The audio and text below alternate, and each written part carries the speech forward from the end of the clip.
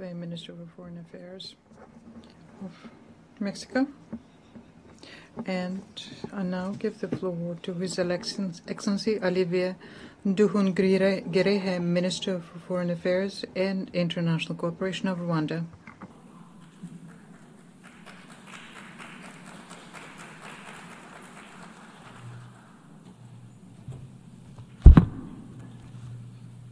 Your Excellency Annalena Baerbock, President of the 80th General Assembly, Your Excellency Antonio Guterres, Secretary General of the United Nations, Excellencies, Heads of Delegation, ladies and gentlemen, good evening.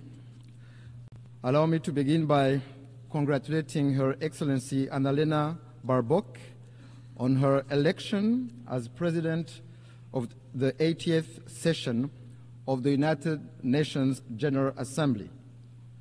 I take this opportunity to thank His Excellency Philemon Yang, the outgoing President, for his work and dedicated service to multilateralism.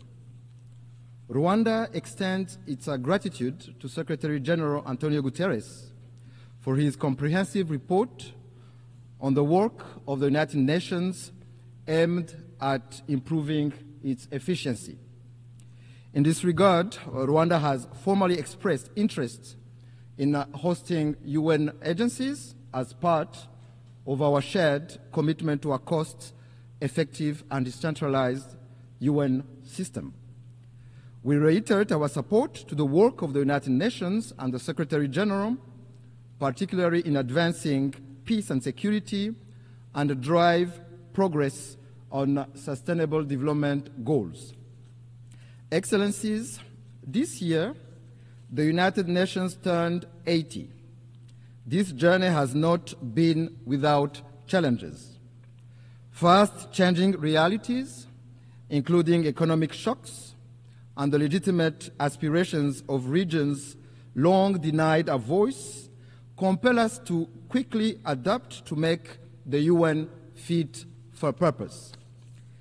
That is why Rwanda strongly supports reforms, especially of the Security Council.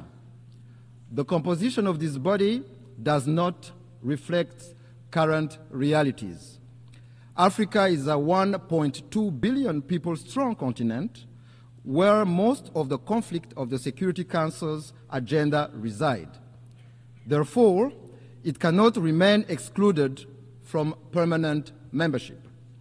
Excellencies, the United Nations development pillar remains central to advancing peace, prosperity, and dignity for all. We commend the UN development system and its partners for their tireless efforts in supporting countries to address pressing development challenges, from poverty eradication to climate resilience, and in driving forward the ambition of the 2030 Agenda.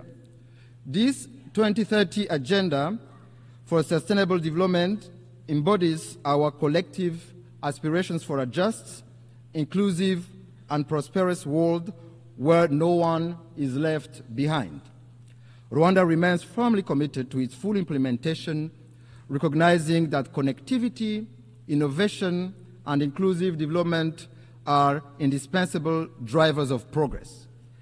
Despite global challenges such as the existential threat of climate change and widening technological inequalities, Rwanda has taken bold steps to align national priorities with the SDGs.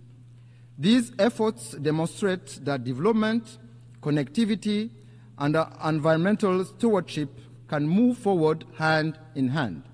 Yet, the persistence of unequal access to finance, technology, and markets threatens to widen the gap between those with means and those without. In this context, solidarity among nations through development cooperation has contributed to bridging development gaps.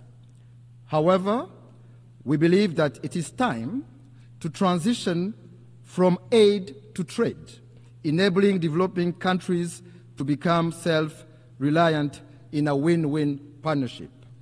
Mr. President, Excellencies, Rwanda regrets the politicization of development cooperation, which is used by some development partners for partisan political reasons and interests.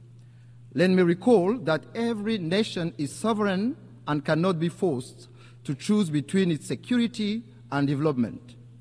Development aid must serve as a tool for solidarity and progress, not as a weapon of coercion.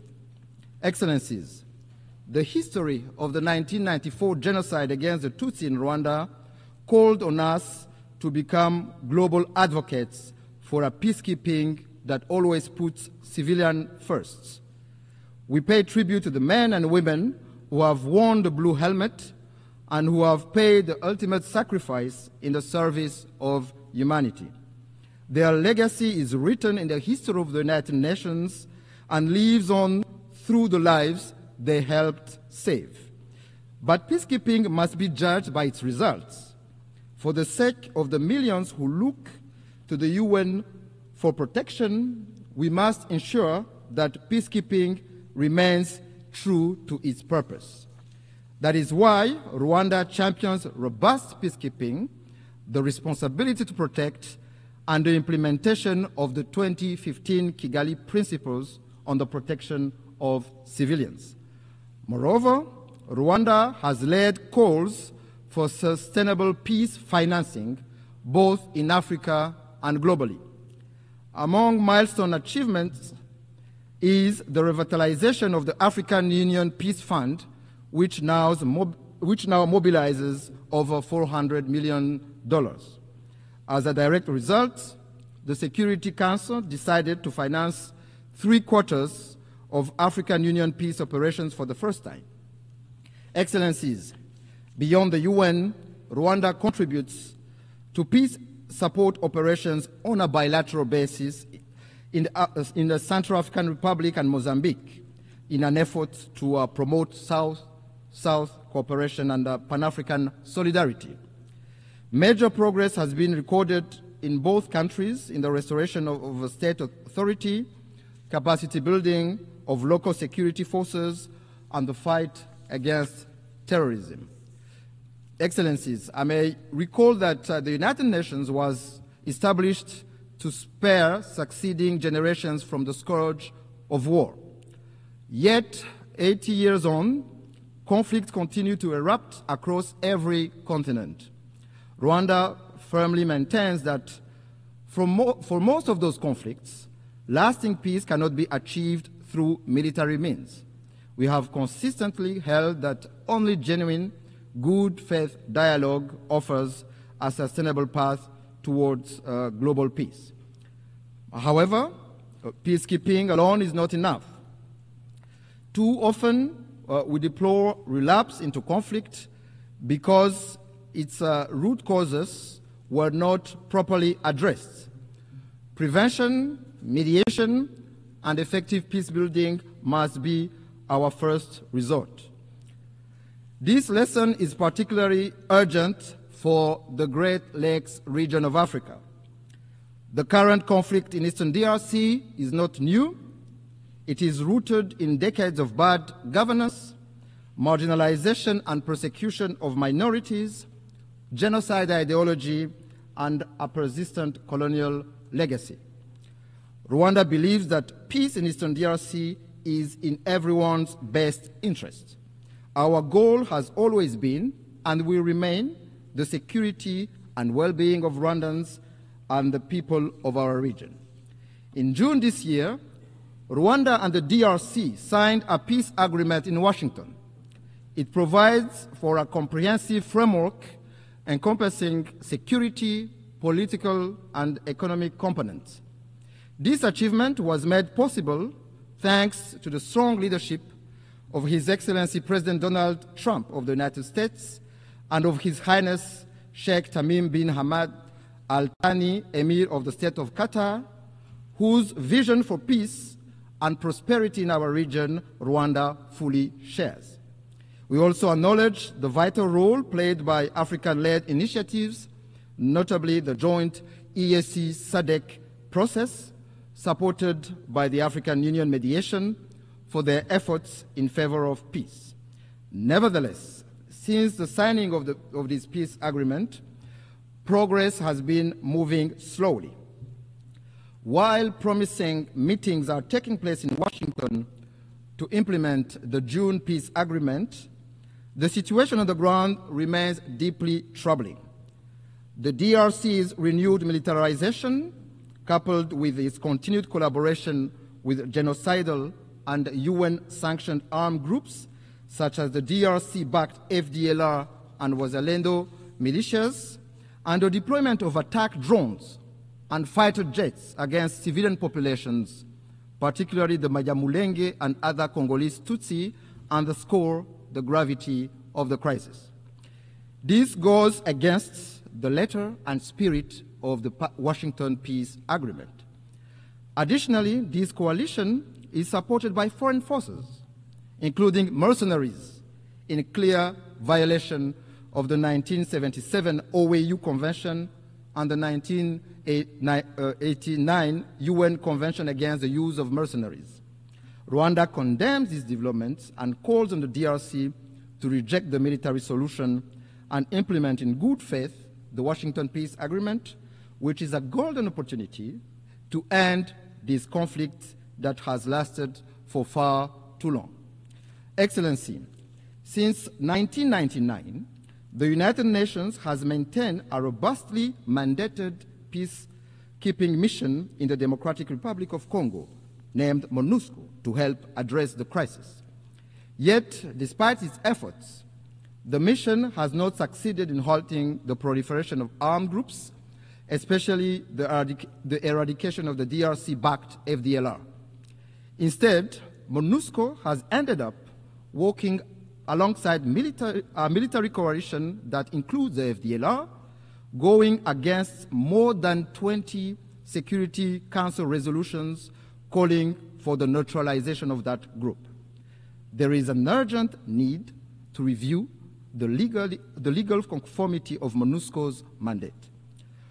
Of particular concern to Rwanda is the emergence of Wazalendo militia, armed and supported by the DRC government, which are committing countless abuses, including burning down whole villages of Congolese Tutsi, lynching and burning alive civilians and military officers, as well as arming children for ethnic cleansing.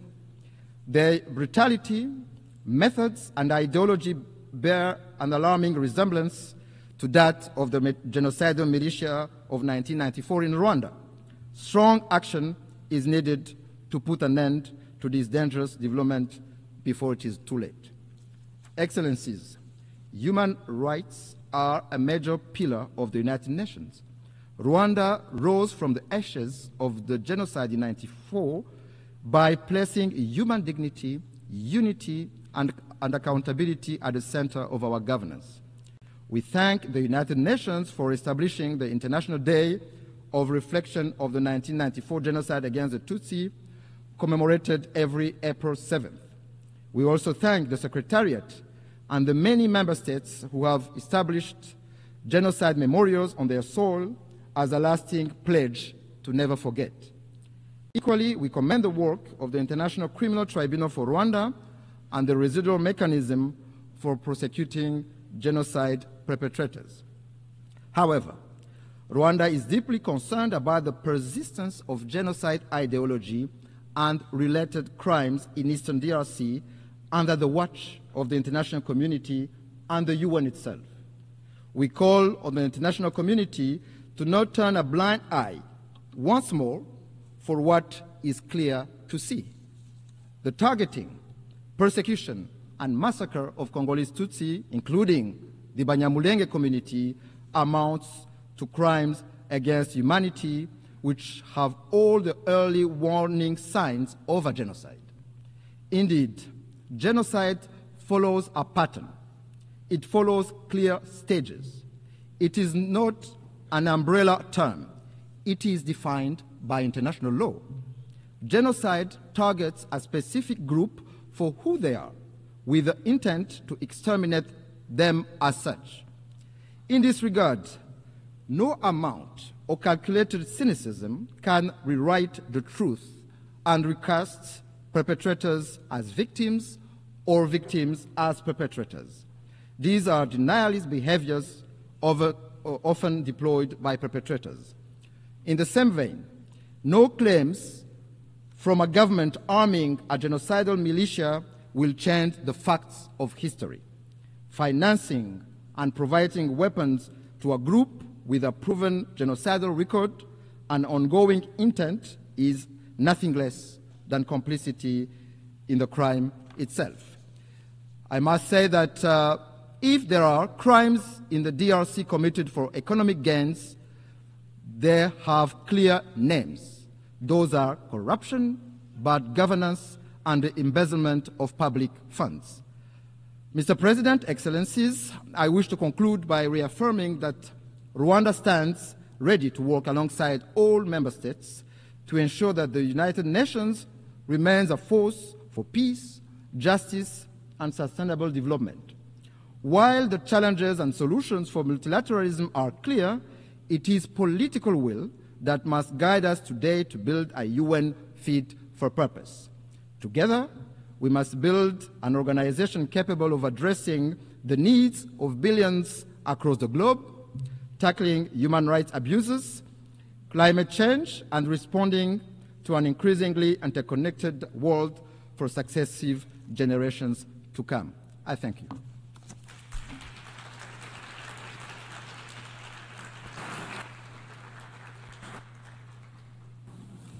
Je remercie. I wish to thank the Minister for Foreign Affairs and International Cooperation.